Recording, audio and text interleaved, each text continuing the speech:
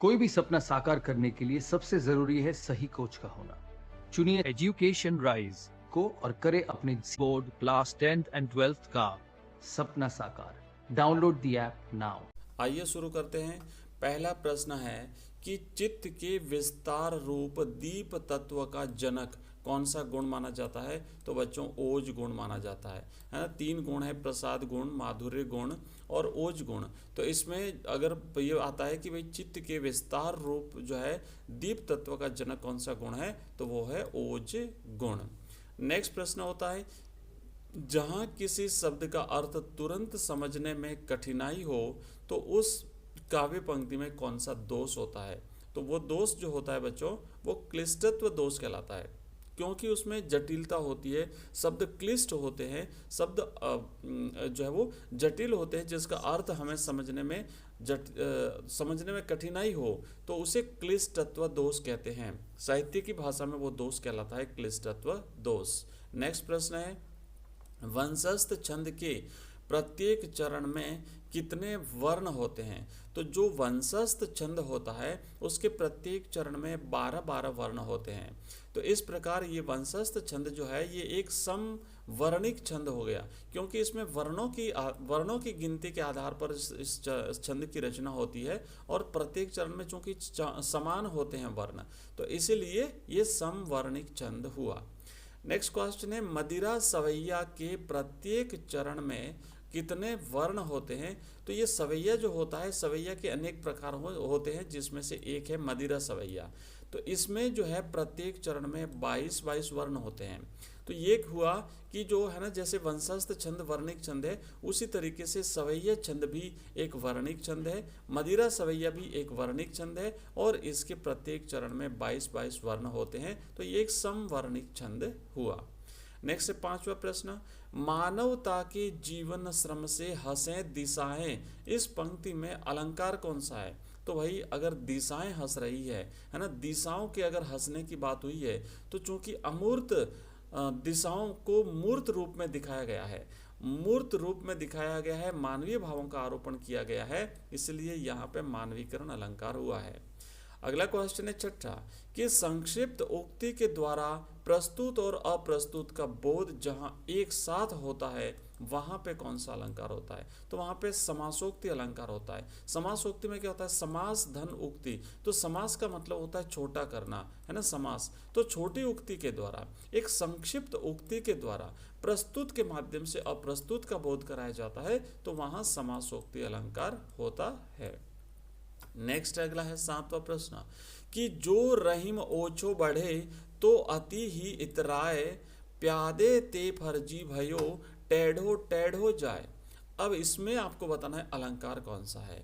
तो इस प्रश्न में बच्चों दृष्टांत नामक अलंकार है। दृष्टांत में क्या होता है कि जहां किसी एक बात को कह करके फिर उससे मिलती जुलती दूसरी बात कही जाए, तो वहां पे होता है दृष्टांत अलंकार। नेक्स्ट क्वेश्चन है 8वां, कि भ्रष्ट शीत के से सतदल, इस पंक्ति में रेखांकित पद का अर्थ क्या है?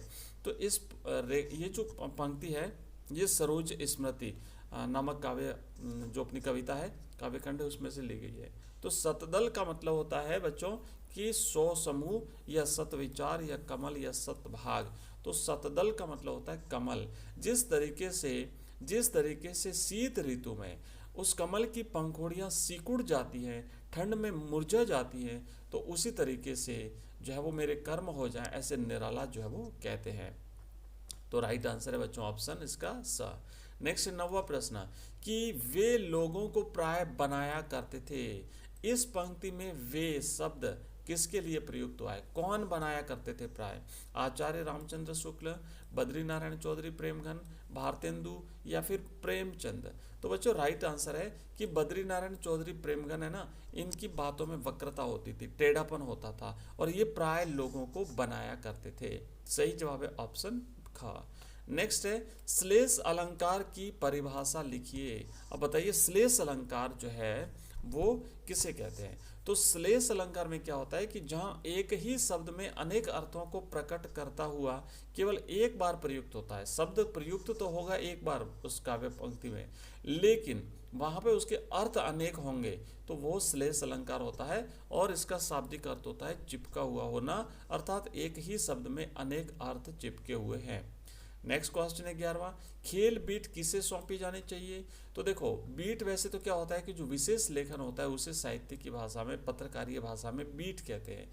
तो बीट अगर खेल से संबंधित है ना, क्योंकि विशेष लेखन में जैसे खेल से रिलेटेड हो गया, अपराध से रिलेटेड हो गया, राजनीति से रिलेटेड हो गया, ये विशेष लेखन कहलाते हैं और इन्हें हम बीट भी कहते हैं। तो खेल बीट अगर है तो वो किसे सौंपी जानी चाहिए? तो जो खेल का जानकार होगा, जो खिलाड़ी हो या प्रशिक्षक हो, उसे ही सौंपी जानी चाहिए, क्योंकि वही व्यक्ति जो है वो खेल से संबंधित जो टेक्निकल जो शब्द होते हैं उन्हें जानता है। तो देखो प्राय किसी विशेष खेल के प्रसिद्ध खिलाड़ी अथवा किसी क्रीड़ा प्रशिक्षण संस्थान से संबंधित अधिकारी या कोच को ही खेल बीट सौंपी जानी चाहिए, क्योंकि वो उन तकनीकी शब्दों का जानकार होता है और उस खेल के बारे में संपूर्ण जानकारी रखता है।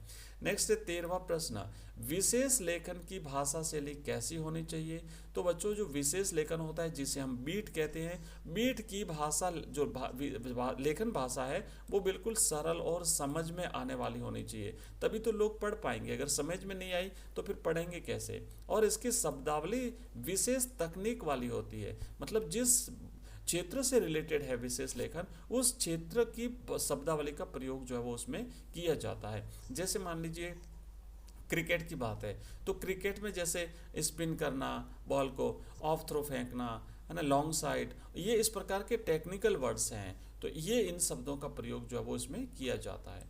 नेक्स्ट है 14वां प्रश्न कि पत्रकारीय लेखन बाहरी दुनिया में खुलने वाली खिड़की किस प्रकार है? कहते हैं पत्रकारीय लेखन बाहरी दुनिया में खुलने वाली खिड़की है। कैसे? तो देखो पत्रकारीय लेखन के जरिए हर रोज सुबह देश दुनिया और अपने आसपास की घटनाओं और समस्याओं एवं मुद्दों से अवगत कराते हैं, इसीलिए ये बाहर की दुनिया में खुलने वाली खिड़की है जहां से हमें जानकारी मिलती है। 15वां प्रश्न है विवाह आमूल नवल, देखा मैंने विवाह आमूल नवल, तो ये यहाँ पे पंक्ति में कवि ने विवाह को पूर्ण रूप से नया क्यों कहा है? ऑप्शन 1 कि विवाह में आत्मीय स्वजन नहीं थे, ऑप्शन 2 कि किसी को आमंत्रित नहीं किया गया था, ऑप्शन 3 है कि विवाह में गीत नहीं गाए गए थे, और ऑप्शन 4 है उपर्युक्त सभी। तो बच्चों करेक्ट आंसर रहेगा इसका ऑप्शन द उपर्युक्त सभी। न तो इसमें किसी अपने प्रिय स्वजनों को बुलाया था, न ही इसमें जो है वो आमंत्रित किया गया था, और न ही इसमें कोई गीत गाए गए थे। अगला क्वेश्चन है, ये निराला की सरोज स्मृति में से लिया गया है बच्चों। अगला है अफ्रो एशियाई लेखक संघ का सम्मेलन कहाँ हुआ था? याद होगा आपको गांधी, नेहरू और यासर अराफात जो पाठ है उसके लेखक जो है भीष्म साहनी, तो वो जब ट्यूनिसिया गए थे अफ्रो एशियाई लेखक संघ का जो सम्मेलन हो रहा था उसमें भाग लेने के लिए, और वहीं पर फिर वो जो है यासर अराफात फिलिस्तीनी नेता जो थे उनसे वहाँ पे उनका मिलना होता है, उनसे मुलाकात हुई थी। तो ये हुआ था ट्यूनिसिया की राजधानी ट्यूनिस में, ये अफ्रो एशियाई लेखक संघ का सम्मेलन हुआ था। नेक्स्ट है 17वां प्रश्न, नाटक विधा में समय का महत्व बताइए। तो बच्चों जो नाटक होता है इसमें नाटककार को समय का विशेष ध्यान रखना पड़ता है, उसे एक निश्चित समय सीमा में ही अपना नाटक पूरा करना पड़ता है।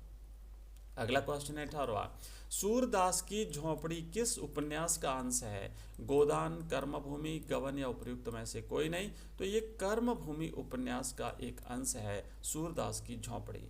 नेक्स्ट है 19वां पाठ, कहानी विधा शिक्षा देने का प्रबल माध्यम है, कैसे? तो देखो बच्चों जो कहानियाँ होती है ना ये हमें बहुत शिक्षा देती है, उनका कोई न कोई संदेश होता है, कोई न कोई शिक्षा होती है, कोई न कोई सीख होती है। तो शिक्षा देने के लिए भी कहानी विधा का प्रयोग सबल माध्यम है। इसका सबसे अच्छा उदाहरण है पंचतंत्र की कहानियाँ। प्रत्येक कहानी हमें कोई न कोई सीख अवश्य देती है। अगला है 20वां प्रश्न है कि सरोज स्मृति कवितांश में कौन से रस की प्रधानता है? तो सरोज स्मृति जो कविता है बच्चों इसमें चूंकि एक तरफ तो उसकी मृत्यु का दुख है और दूसरी तरफ उसके विवाह के अवसर पर एक पिता के द्वारा उस पर जो बरसाया गया स्नेह है उसका वर्णन है।